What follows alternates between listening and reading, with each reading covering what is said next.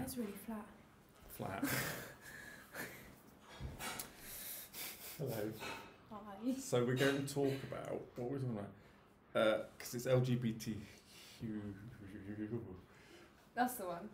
That one. Yeah. It's that month. So I thought it would be useful to talk about you growing up in a family with us. Cool. That's it, basically.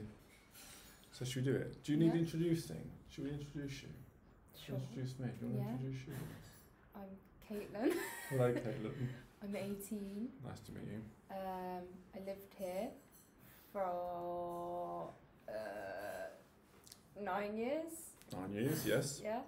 Quick maths. And that's it. Yes, so you're 18 now and you joined our family in whenever. But when I was 9. When you were 9, Yeah. basically. Okay, good. So you, obviously, there are 2 men, and just really interested in what that was like. Mm-hmm. Did it feel different? Was there any good things, were there any bad things about that? I'm also interested in what people told you about us before you met us, and also just how other people have reacted to knowing that stuff. So all of those things. Yeah. Do you remember all of those questions? I might need a reminder, but yeah, pretty much. Actually. Go on then. I'd say that wasn't a whole lot drastically different, like at all. I think for the most part, like, I don't know, there wasn't anything different because you were both 2 men. Like, it was different because you were different people to the people I was with before. Mm-hmm. But, you know, they were different to people I was with before that.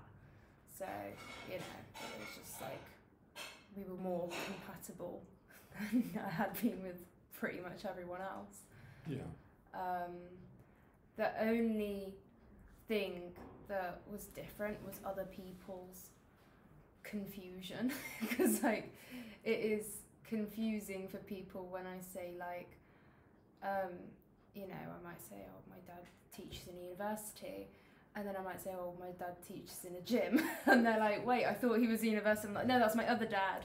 And then people are like, how have you got 2 dads? And then it's like, so I was fostered by them. Like, yeah, it was like, I think that's the only thing. It kind of made it more obvious that I was fostered, I guess, rather than, you know, if I went to a parents' evening with a man and a woman, I think most people wouldn't have doubted, or they'd have just assumed, well, that's your parents, innit? And so I think, yeah, it did mean that I would have to, like, explain. I didn't have to, but also I've always been really chill about, like, people knowing that I'm in care. Like, I've never kept it a secret. Ever since I went in, like, everyone knew I was. It wasn't a big deal. So that's interesting. So it kind of exposed the arrangement, the fact that you were in foster care more because there were 2 men and that's more unusual than a man and a woman. Yeah. Okay, that's interesting. And so what did people say to you? Because obviously you have been in care, whatever that means, which means when you joined our family, you had a social worker. And what did they say to you? Or did you just turn up and go, oh, it's 2 men, that's a surprise? I mean, how did they approach that subject of it being 2 men? They were really weird about it, which was really confusing for me because I'm 9 years old. I don't remember if I met anyone that was, like, openly gay before that, or like if I knew what that was. I think I must have, though, because I wasn't shocked or surprised or confused. Like, it just was like, okay, cool. It was just a very matter-of-fact thing. So when I was in the car on the way here, I got given a booklet that you guys made Mhm. on like kind of welcome to the house. This is who we are. This is, you know, who. Hang about a second. Are we still recording? Hello. Good. Just went blank. This is like who lives here. You know, just like general introductions and like this is the room you'll stay in and that, like, which was really nice because I never had that before ever. Every time I moved, which was quite a lot, I never kind of know where I was going until I got there and who they were going to be and you know what was the arrangement. And then we parked outside the house whilst I read this, and then I was like, cool, there's a dog, because 9-year-old me, that was my main fixation, was, oh my god, there's a dog. Dog's yes, great. love it. What more could you want? So, yeah, and then the social worker at the time, I'm guessing she was my social worker, I really can't remember who it was, to be honest. She was, yeah. But she said, I don't know if you've noticed, but there's actually 2 men. And I was like, okay. I mean, I did see that was 2 men. I read we read the same thing, right? And she was like, are you comfortable with that? And I'd never like thought to be uncomfortable about it until she said that, and I was like, should I not be? Are some people genuinely not comfortable with it? Like, I never questioned it because it was just, I don't know, it was just a couple. It was like, you know, I've been to other couples and I've been with single foster parents. It wasn't like. So other things were a greater concern to you at that time, understandably, than the fact that there were 2 men. Yeah. Yeah. that kind of makes sense. Exactly. Yeah. It was more just like, are they nice? Not.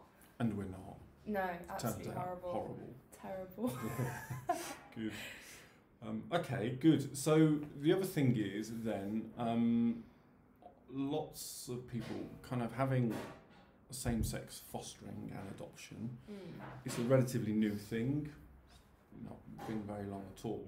And some people are anxious about the fact that children grow up in families where there are same-sex couples.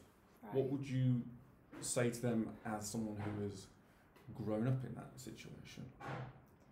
I think that there's nothing to worry about. I mean, like, I think maybe they should move their concerns onto children that are grown up by parents that are bad parents, you know, or that are going to endanger them.